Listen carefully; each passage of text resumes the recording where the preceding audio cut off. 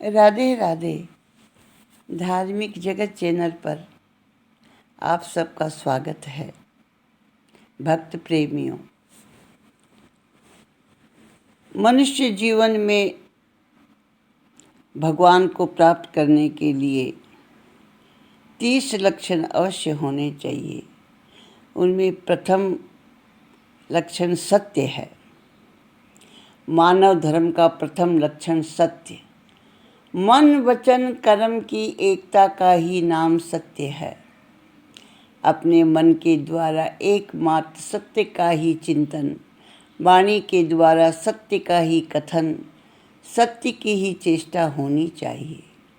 जो मन से कुछ और सोचते हैं, वाणी से कुछ और कहते हैं, शरीर से कुछ और चेष्टा करते हैं, वे कपटी मिथ्यावादी कहे जाते हैं।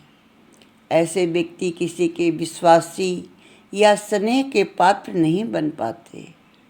इसके अलावा जो मनसा वाचा कर्मणा एकनिष्ठ होते हैं, वे सत्यवादी कहे जाते हैं।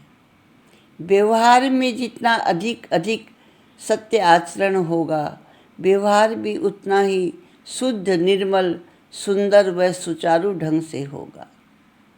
सत्य ही परमात्मा का स्वरूप है। सत्य ही जगत का मूल, मध्य और अंत भी है।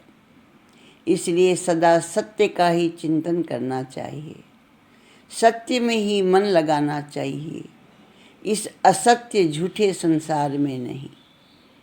क्योंकि यदि सत्य स्वरूप आत्मा परमात्मा में मन लगाएंगे, तभी सच्ची शांति प्राप्त कर सकेंगे। जिनके मन में सत्य का चिंतन नहीं होता, वे वाणी और व्यवहार में भी सत्य नहीं बसा सकते। सत्य वाणी से ही धर्म की उत्पत्ति होती है।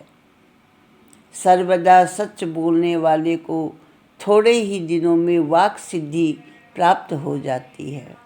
वह जो कुछ कह देता है, वह सत्य होकर रहता है। ऋषि के गले में मरा हुआ सर्प डालने के कारण राजा परीक्षित को ऋषि पुत्र ने क्रोधित होकर श्राप दिया था कि मेरे पिता के गले में सर्प डालने वाले को यही मरा हुआ सर्प जीवित होकर के आज के 7वें दिन डस लेगा और वह मर जाएगा। अंत में उसकी वाणी सत्य साबित हुई और राजा परीक्षित की सांप के काटने से मृत्यु हुई। कहने का भाव ये है कि सत्यवाणी में एक अलौकिक ही प्रभाव होता है। किसी की हिंसा होती हो, किसी स्त्री का हरण होता हो, विवाद में प्राण के अपहरण होने पर अथवा धन के हरण होने पर, इन 5 स्थान में झूठ बोलने वाले को पाप नहीं लगता।